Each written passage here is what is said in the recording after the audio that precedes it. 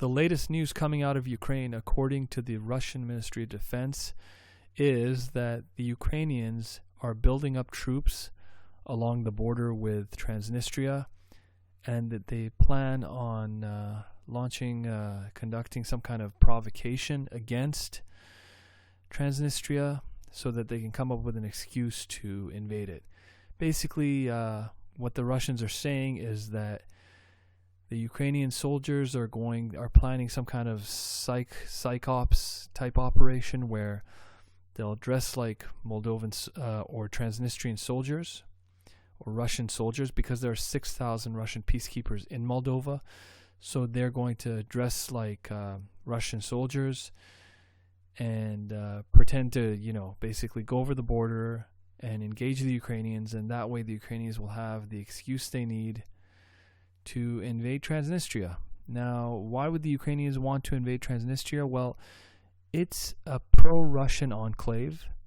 I believe in 1990, when the Soviet Union collapsed, the people in Transnistria, they're pro-Russian, they were pro-Soviet. They didn't want the Soviet Union to collapse, and they basically declared independence from Moldova. I believe Moldova, they speak Romanian, but it's a separate country from Romania because after World War II, when the Soviets took the area, they basically, it was part of the Soviet Union, Moldova, and that's why it ended up being a separate country from Romania. But anyways, if you look at their flag, the Moldovan flag, you can tell where their sympathies lie. They're pro-Soviet, pro-Russian, and basically the Ukrainians, they see it as not only a threat because there's 6,000 Russian troops here, so the Russians could maybe later on use it as a platform to threaten Odessa, or who knows what they could do. And not only that, but also what we're hearing is that the Ukrainians are currently low on ammunition. I mean, this is a well-known fact. They're burning through something like a month of ammunition that NATO can produce in like a week or something. Don't quote me on that one, but something like that. And because of that, the Ukrainians want to invade Moldova because, Transnistria, because there are 6,000 Russian troops there, and obviously they have supplies.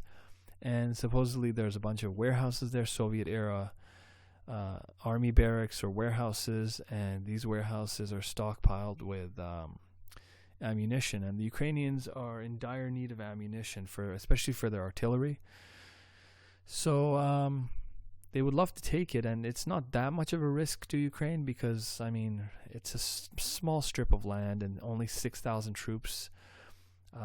It would probably fall in 24 to 48 hours. Most analysts are guessing. So anyways, for the Russians are alarmed at this because for them, this is a little enclave that is pro-Russian, and obviously if they have any future aspirations to take Odessa, which the Russians consider a Russian city, they don't want to lose this enclave, right? So anyways, when it comes to this, the Russians have a few options. One thing they could do and probably should do is that they should rig the warehouses that the Ukrainians want to take over with stockpiles of weapons. They should probably rig those warehouses with explosives so that when the time comes, they could just blow them up, so the Ukrainians don't get their hands on the ammunition, obviously, right? Now, aside from that, what could the Russians do? Well, one thing is they could basically they could bomb Ukrainian positions, and I'm also hearing that the Moldovans and the Romanians might be involved too. So I don't think the Russians would want to do anything to Romania because that would bring in NATO. I think Romania is a NATO member, but Moldova is not a NATO member, and I'm hearing that the master plan is basically for the Moldovans and Ukrainians to conquer Transnistria, and then Moldova gets that territory back, and then Moldova can then join Romania, and then they would be not de facto, they would be part of NATO because Romania is a part of NATO. because no country can join NATO if they have territorial disputes, right? Ongoing territorial disputes. So that would solve that issue right away, right? So basically, what it boils down to is that if the Moldovans want to help the Ukrainians, right, and they want to basically attack Transnistria from both sides, then the Russians could not only bomb Ukrainian positions, but they could also bomb Moldova, right? And so one thing they could do is bomb Ukrainian positions or bomb Moldova, even threaten Moldova so that the Transnistrians are not sandwiched from both sides, right? But the issue with that is that the Russians still have not established air supremacy over Ukraine. So that makes that option somewhat problematic. Now, another option would be for the Russians to launch an amphibious raid.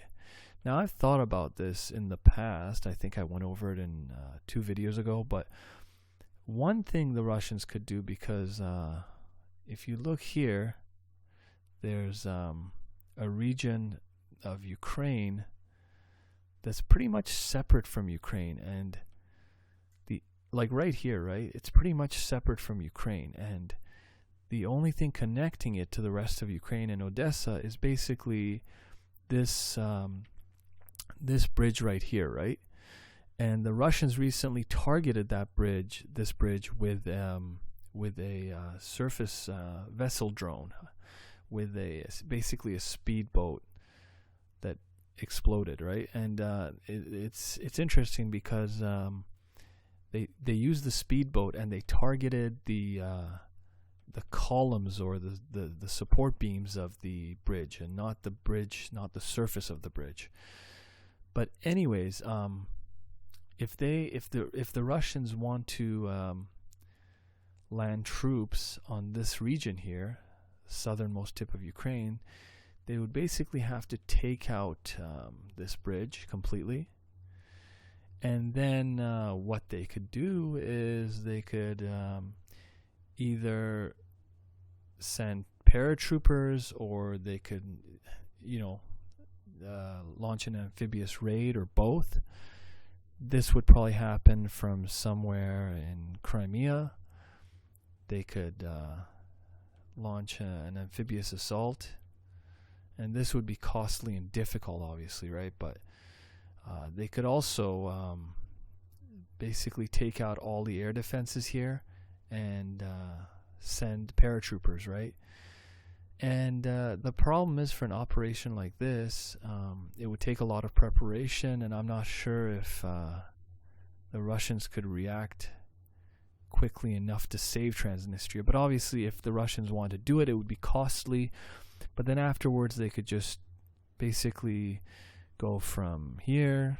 They could go north, and they would have to go over Moldovan territory, but I don't think Moldova would do anything about that. They would just go over Moldovan territory and then link up with the 6,000 troops in Transnistria. Then doing that, they could also threaten to cut off Odessa, right?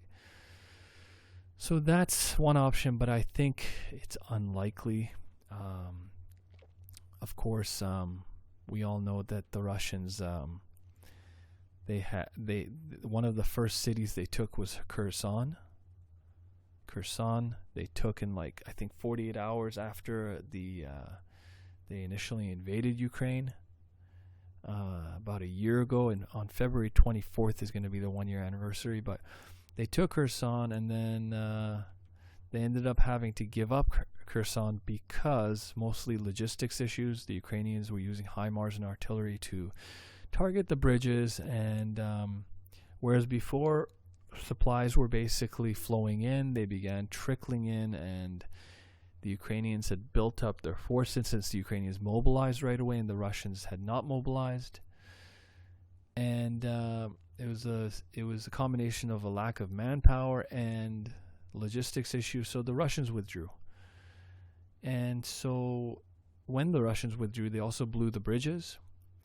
So that would make it really difficult for them to launch any future operations, right? But anyways, another option. So one would be to bomb Ukrainian positions or bomb Moldova, threaten them. Another would be an amphibious assault on the southern tip of Ukraine right here.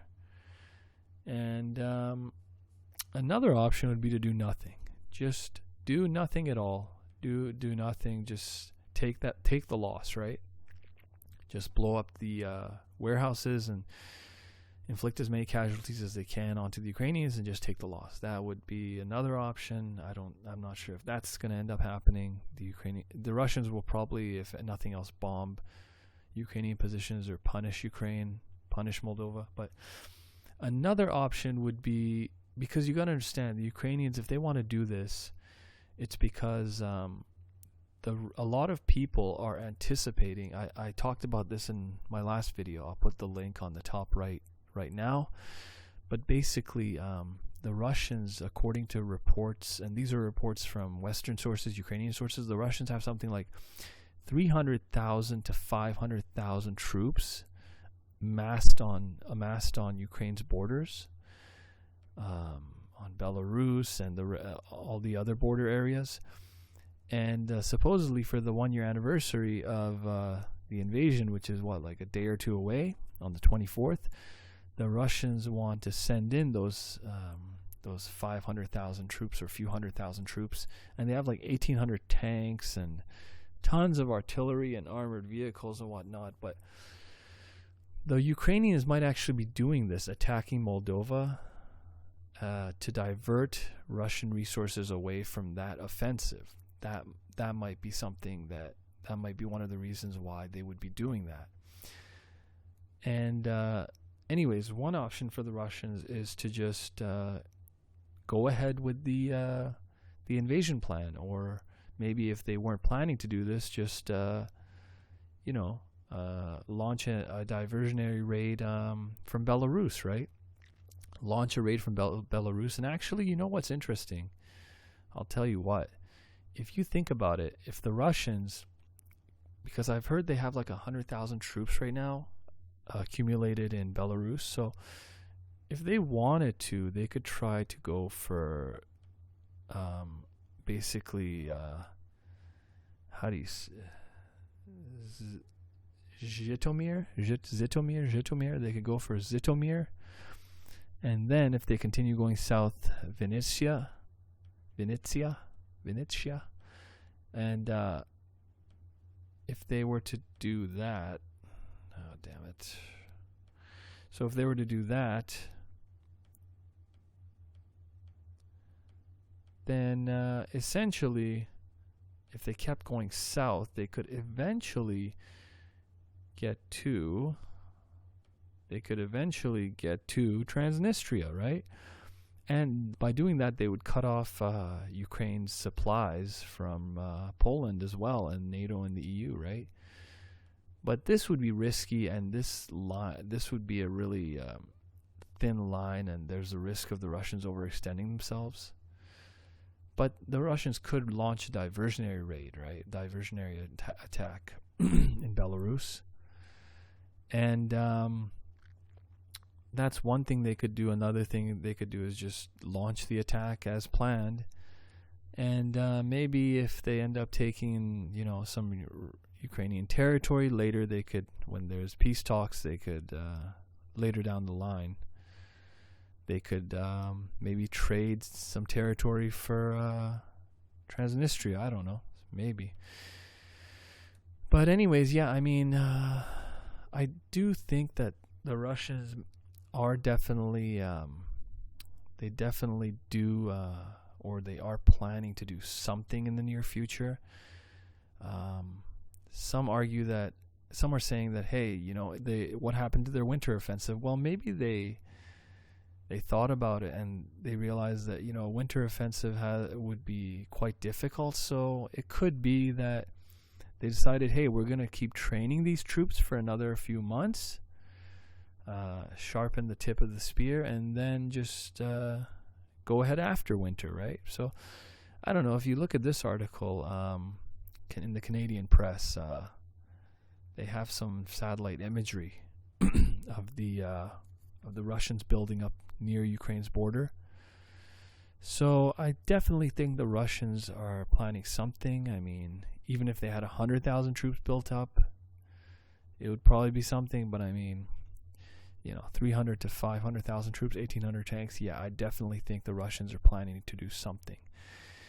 Anyways, that's just a quick update for now. Please like and subscribe, guys, and I will see you in the next one.